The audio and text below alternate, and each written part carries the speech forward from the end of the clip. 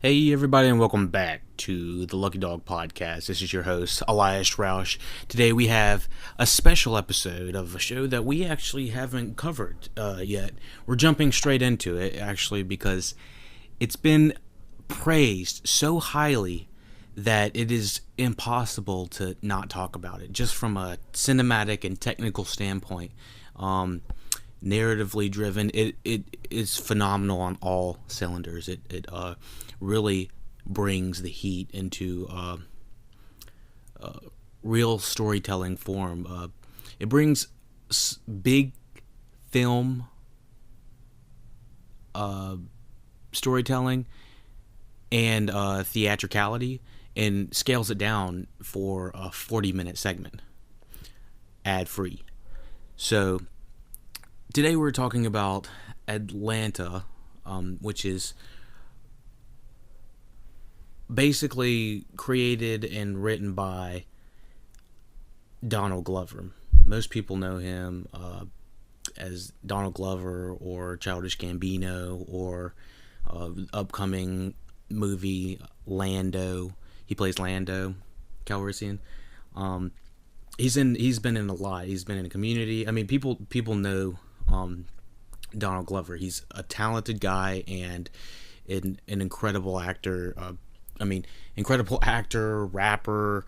What else? Writer, director. I'm pretty sure he's done just about everything. I'm actually not sure if he's actually directed anything, but he's a extremely talented guy.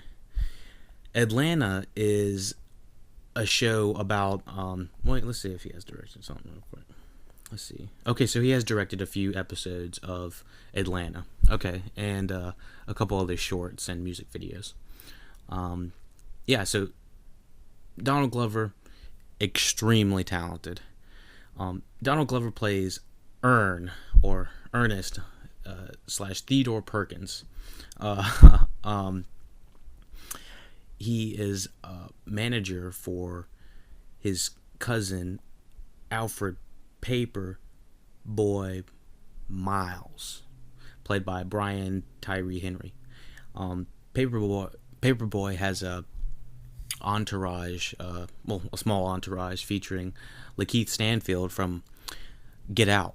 He was actually the guy that says "Get Out," and so you might recognize him from that. I think he actually played Snoop Dogg in NWA, if I remember correctly, the most recent movie. Directed by, that wasn't Michael Kugler, was it?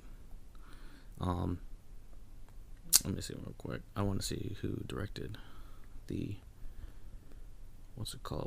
NWA movie. We will look real quick. F. Gary Gray was the director of Straight Outta Compton, about NWA featuring Lakeith Stanfield. But anyways, we're back to Atlanta and why we are covering this show, this random ass episode in the middle of season 2. So you've got the gist. It's essentially three guys trying to make it big in the music industry, but there's so many like small different things that factor into the show. That's the premise, but it's not really why you're watching it. You're watching it because it's got some cinematic value to it that most shows don't, and great writing in addition to it. So this episode specifically, Teddy Perkins, I wanted to cover this one just because, like I said, it brings theatricality from the theater, that feel, that tension and grand scale down to the television. And so Teddy Perkins is about a failing artist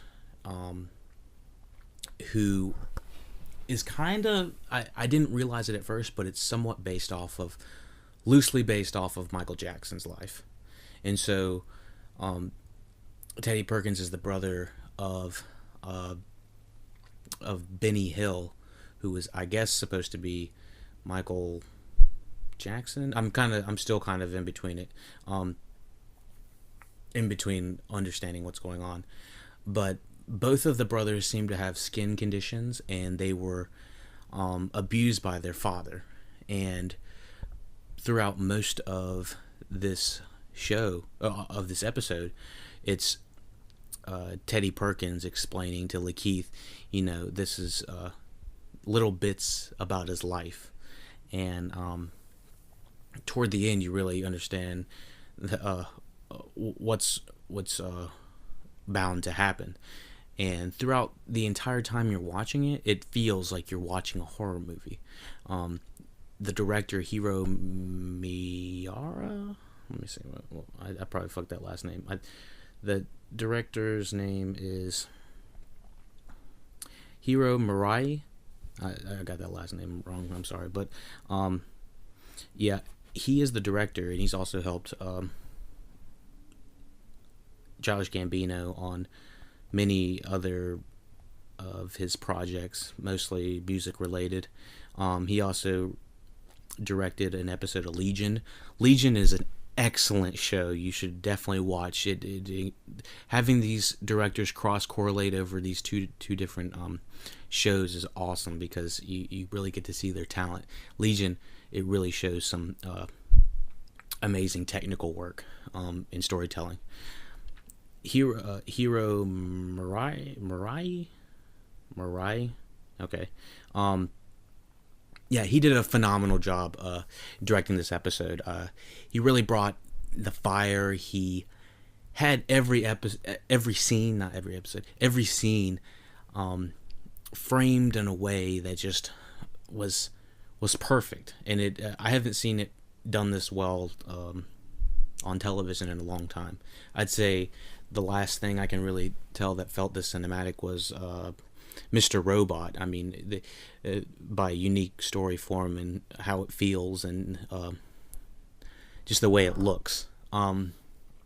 So Lakeith Stanfield is the star of this one, the quote unquote star. We're following him to get a piano from Teddy Perkins, and so going to Teddy Perkins, he stops by, grabs a Confederate flag hat, and he rewrites on it, scratches out the southern part, Southern Made, and makes it "You Mad." Hilarious. I was like, oh my gosh, that's perfect. I can't believe that they pulled that one off, and it had me rolling. So they instantly have you thinking that it's gonna take off from like a racial tensions or something like that. He might wear the hat all the way to get the piano and stuff like that. It didn't turn out that way. He just kept on his way. I mean, a lady looked at it when he was about to roll out of the parking lot, and he just kind of smiles and goes off. It was a great scene. It was simple, and it's never mentioned again. So I thought that was a very interesting way to cover how just to introduce it. I mean, it had nothing to do with it, but he's still on his way and it's still going. So they he eventually rolls up to Teddy Perkins' house, and the way that it's shot and the way that Teddy Perkins arrives and introduces himself is hilarious. Now, if you haven't seen this, I don't want to. I'm going to spoil this for you. So be careful when you're treading lightly right now. So from here on out, we're going to talk about spoilers for Teddy Perkins Atlanta season 2, episode 6. So Lakeith Stanfield is introduced to Teddy Perkins.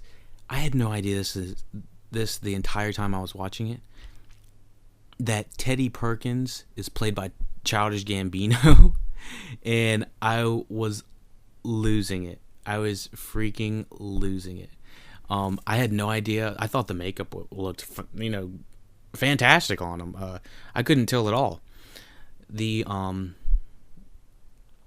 interesting thing about it was they completely went full, I guess you could say, whiteface or something. I'm not really sure what you call it. They did the full prosthetic makeup, I guess. They kind of changed the majority of things about him. I had no idea this was Childish Gambino. There was only maybe one scene when he was laughing, and I could really tell that it was him. And he plays it great. I'm ready to see him in this form in a full movie. I want to see him as Teddy Perkins in a full movie. He plays so creepy, and it's hilarious. And so, the Lakeith Stanfield's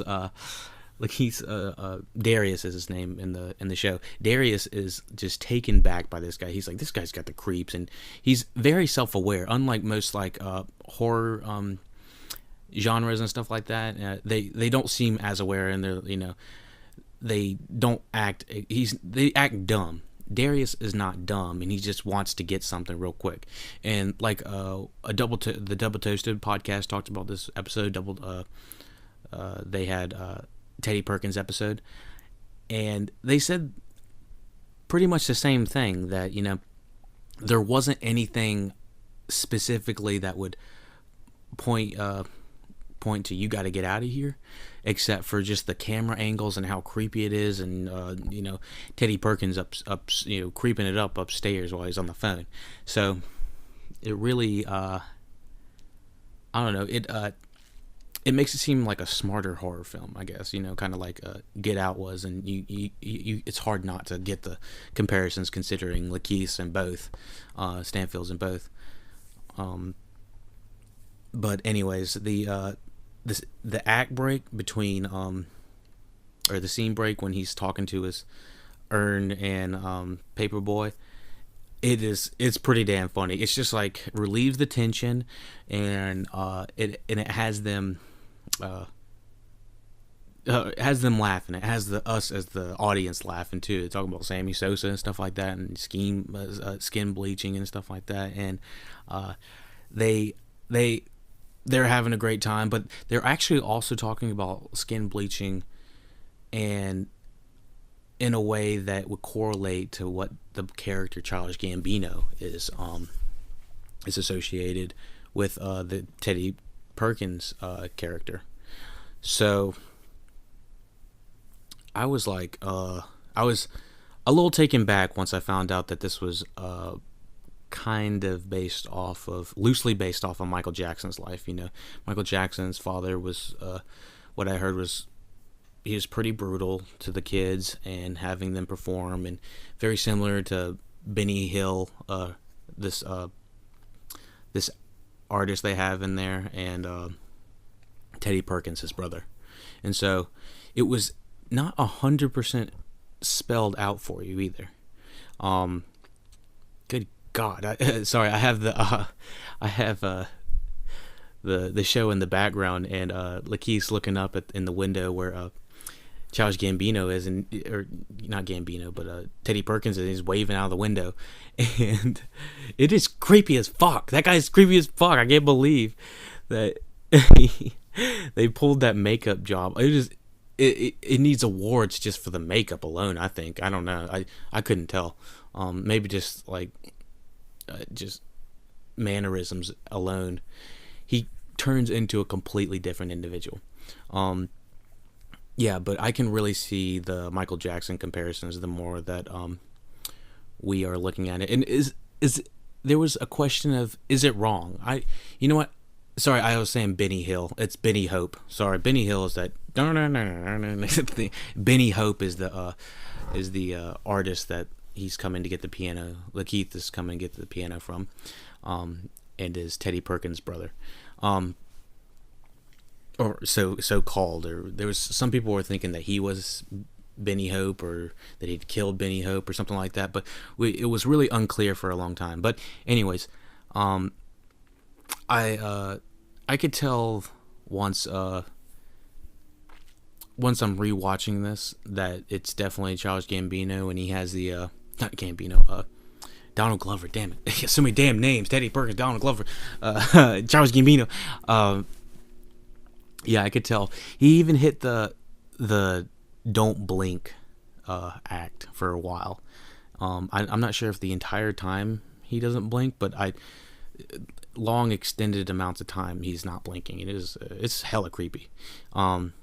And the one scene where everyone thinks that it's gonna go down. Oh, we're like, oh, Teddy Perkins gonna kill him. It's the one where he's closing the doors and telling him to walk in a dark ass room, and all we can see is a figurine, and it completely subverts all expectations. It's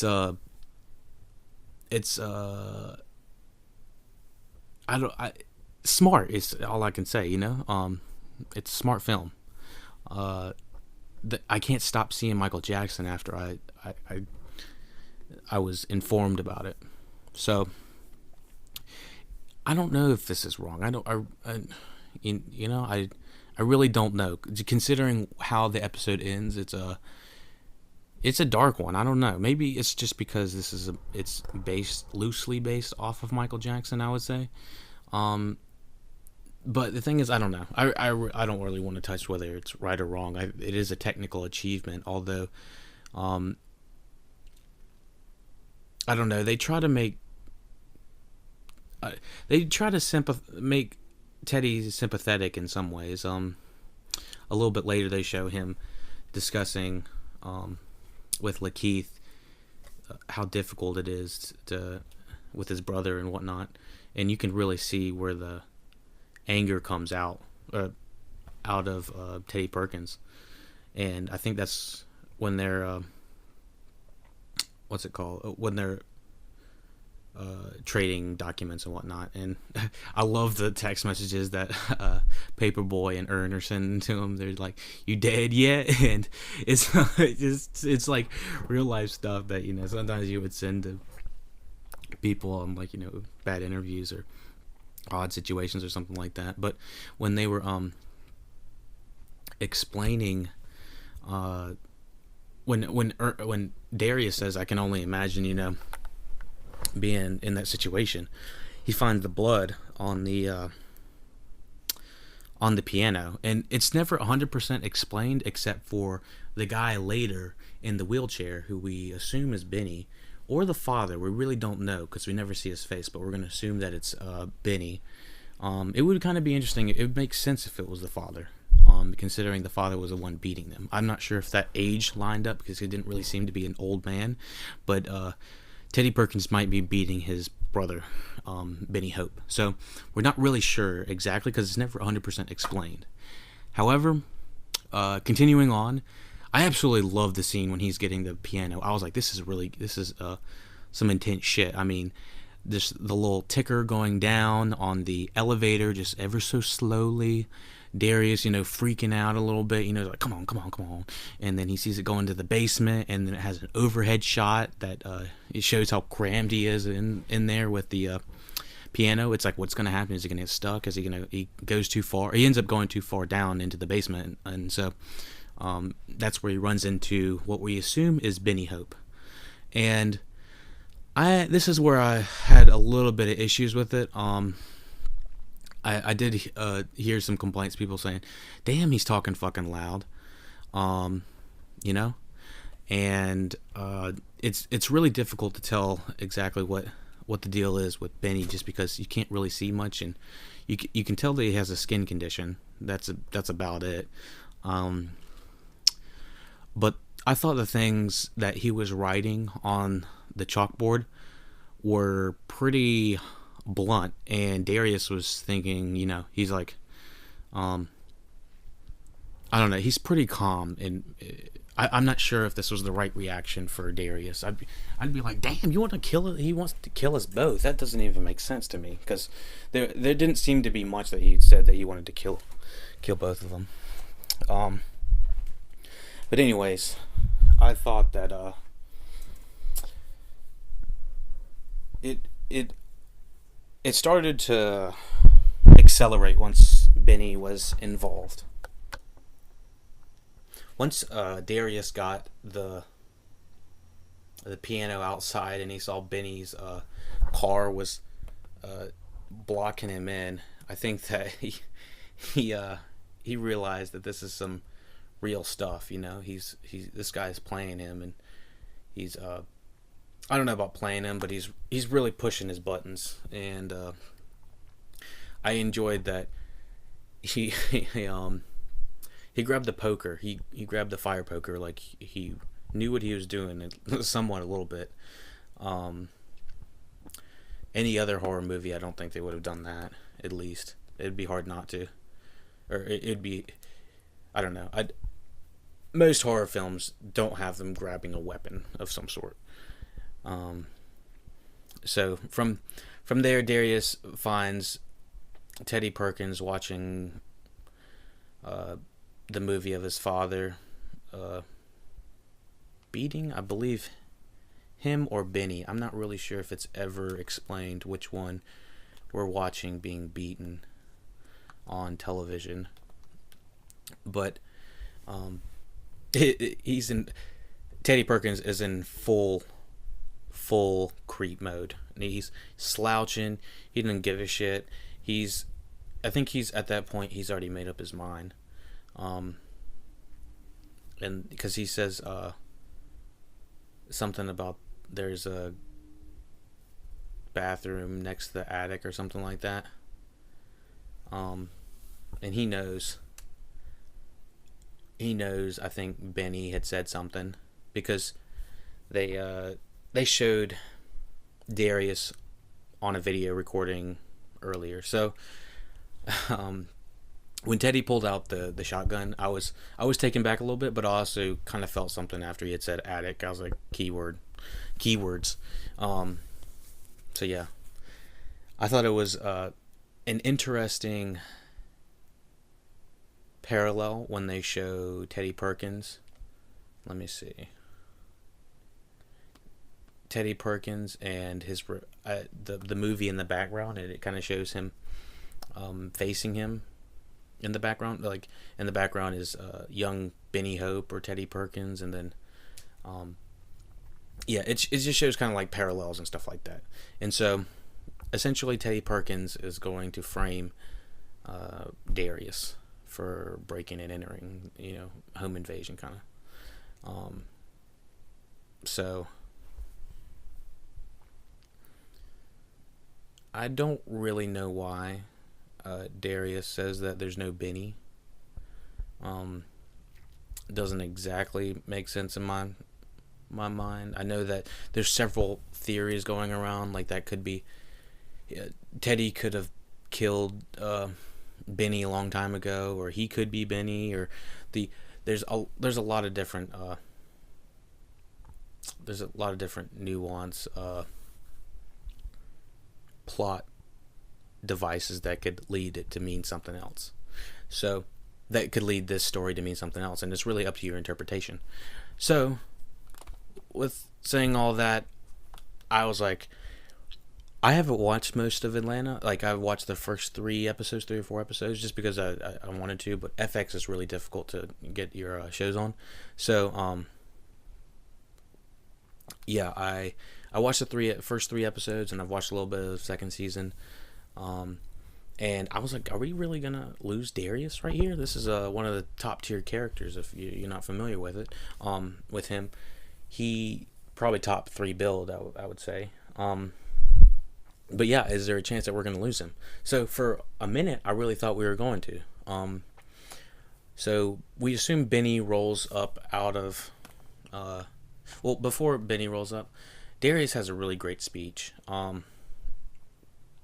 He just talks about, paternal relationships with your father, and how they can be, they can be difficult, Some people do, some people don't. And I think he did a good job portraying how Teddy Perkins was probably feeling. But we assume Benny rolls up, and before Benny rolls up, they talk about Stevie and Stevie Wonder, and talking about him being blind. And Darius says he wasn't blinded, though, and he saw through his music. And I think that it's poetic, kind of like the Tupac thing. He lives through his music. But yeah, so Benny comes up. He says, "Oh, hell no," and he The thing is about Benny is they have some of the same hair. Honestly, I'm really confused, to be honest, because they try to act like Benny was dead or something like that. I don't know. Maybe he thought that he had killed Benny or something. But they're dressed in the same thing. They look exactly the same. Maybe Teddy was trying to take his place or something like that. But he shoots Teddy Perkins. Benny does, and then Benny takes the shotgun and blows his head off. So Darius is like freaking out right there. Kelly was watching this with me, and she thought, "Oh my gosh, he's going to be framed for all this." But I guess it could all be explained relatively easily just with forensics. So "Evil" by Stevie Wonder comes on at the very end of the episode, which is really fitting for, how the episode kind of turns out. It's got kind of bittersweet. Doesn't even get the piano. It's like, God dang it. But yeah, so it was a really interesting episode, and it has a lot to unfold. I guess that at one point Teddy Perkins thought he had already killed Benny. It's the episode is so good you do have to watch it twice. This is my second or third time watching it now, and I still don't understand it 100%. It just has so many narrative driven plots that could mean either or, and it's kind of how you want to choose how to look at it, as long as it's within the certain realms that would make sense of the plot. So yeah, I really enjoyed this Atlanta episode. Just breaking it down. It's hella interesting and extremely well done. Super cinematic. You're watching a 40-minute horror movie, and it really doesn't turn into a horror movie till the very end. But yeah, it's fun. And Atlanta, FX's Atlanta, might be the new move. So if we get a response to the Atlanta Teddy Perkins episode, we will continue on with covering Atlanta for you. Let us know. Like, share, subscribe, rate, review, 5 stars. Hit us up. Atlanta season 2 seems really lit. I want to do it with y'all. Y'all let me know. Full podcast is available on SoundCloud, YouTube, all the good ones, all the popular podcast apps. I really enjoyed it, and y'all take it easy.